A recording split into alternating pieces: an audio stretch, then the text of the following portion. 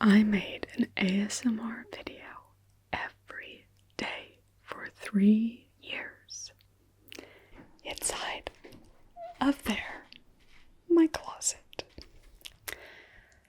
So I asked my love, based on the title, what things did he think I should address in this video? So I have a series of questions. So he said, what was the hardest thing? So the hardest thing about working in such a small space is probably actually my map video. So trying to do something top down is very difficult because I have to have not just room for a table, but also me to sit behind the table. So that is really, really difficult. Everything else I can kind of fit. It's just me, and I've actually still got, my arms stretched out all the way. If I'm all the way over here, then we can get a lot of space. It took me a little while to learn that. So when I started, you would have been over here, and we would have been flat on, and it doesn't create as interesting of a background. I just had a 1 meter piece of fabric, gray fabric behind me. And then I did figure that out and changed it. Got a huge piece of gray fabric so it could go around the corner. And then I decided that I wanted a more cozy brown vibe rather than modern gray. So very quickly after I did that, I actually ended up building this piece of wood. It's just on a couple little, they're actually fence posts, so I glued them, and then in some of my videos this seam was starting to get really big because the glue was it gets really warm here in the summer. There's no ventilation in this room, and so it was separating. Anyway, so I ended up getting a drill and finally screwed it back in. Should be good to go for now. So for this sort of thing, it's not that difficult, although it is really hard. It's pretty much impossible to try to do green screen videos in this small space. I have done them, but you get so much bounce because it's a really small space, so the green is bouncing off of everything. It's back on my hair, onto my skin, onto everything. And so when you're trying to edit it out, it's just trying to take all of that other away, and you end up with really scraggly edges.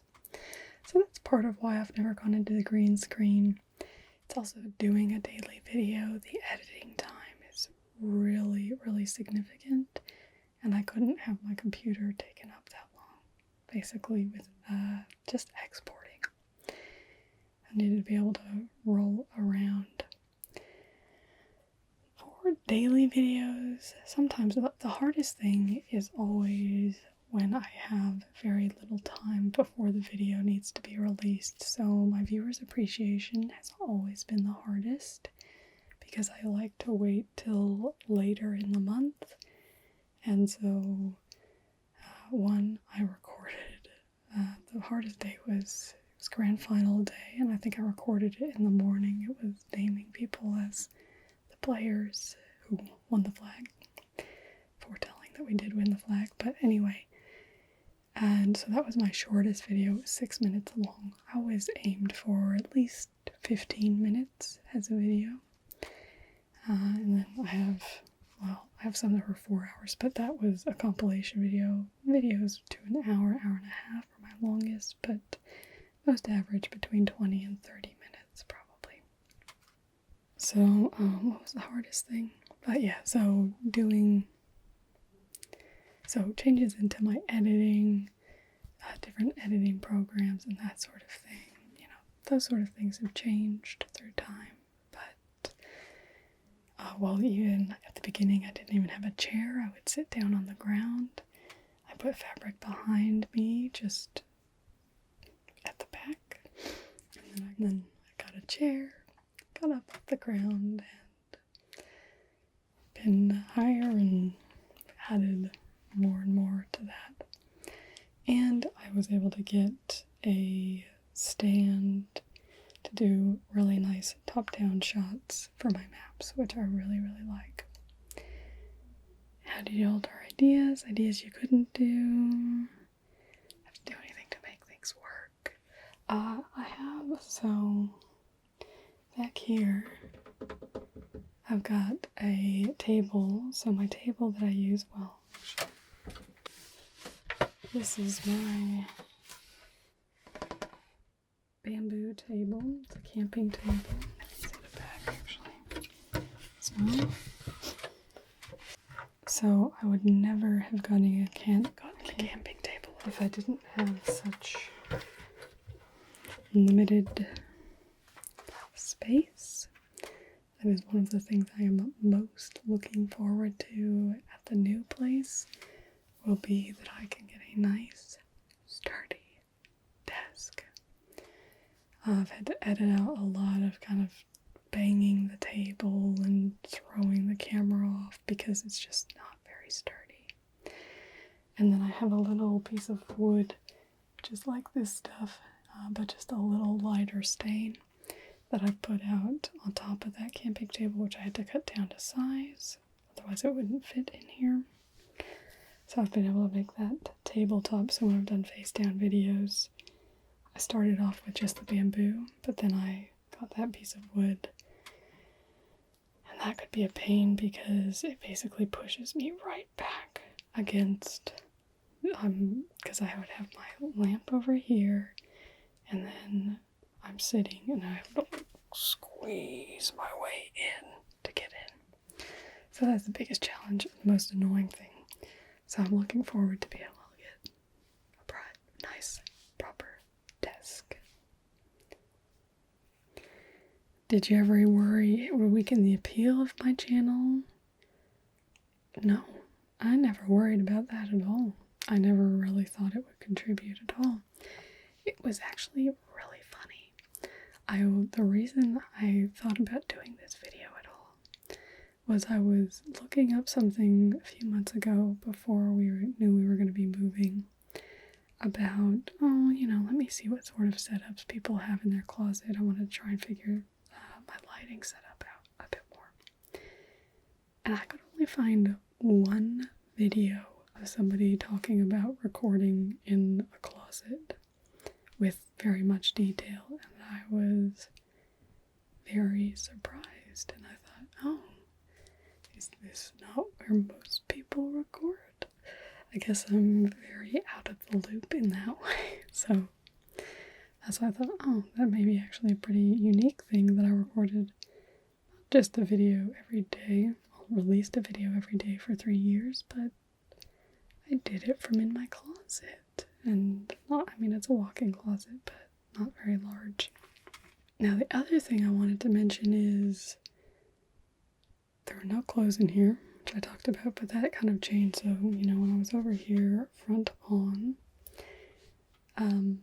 I would have clothes hanging. So, it would kind of be like, if we're here, my clothes would be here, so they'd be on either side. So they eventually got moved as I was trying to get them over to that side, and then I got the bookcase, and then there was no room for them at all. So, been a bit of a journey with my clothes. How did it grow your abilities and make you more resourceful? Let me just tell you, when you're making daily videos, you will improve, and this is the same for anything you want to develop. When I was trying to learn calligraphy, when I do calligraphy every day, you will improve your calligraphy. And I know that with my drawing, as I've been trying to do my drawing every day until I got really into moving, which I am right now.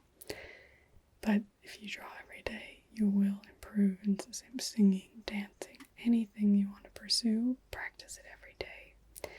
It's more important to practice it for 5 or 10 minutes every day than to do a lot all at one time. Every day consistency. That's part of what's allowed me to really improve my interaction with the camera, to know where my microphone is, and just to be able to craft more of what I want to. I still have a lot to learn, a lot more that I want to be able to do, a lot of ideas that I haven't quite figured out how to execute. And so that's always part of the journey, but it's kicked me on a big, big way. How did I come up with ideas? This is something people ask me a lot, actually. It's a question that comes up a lot, and I don't really have an answer. I'm a creative person. I don't know a better way to say that, but I have ideas all the time. And the more you think about something, the more you get ideas. My mom's the same way. If you're, she's a quilter. And if she hasn't been down in her studio for a while, she won't be thinking that much. But it's when you start making a quilt and you're thinking about quilting, and just ideas come. I just think of my problem has always been not having enough time to do all the ideas I want to. And that was true when I did daily videos, even at the very end. And it's more so been a bit of a trade-off that there are certain ideas that I really want to do that take more prep work, and I don't want to put those aside forever. And so it's a lot of the reason I've gone off daily videos. I want to be able to just create even more elaborate characters and scenarios, I guess, and really flesh out Tingledom. I love Tingledom, and I want to just know Tingledom.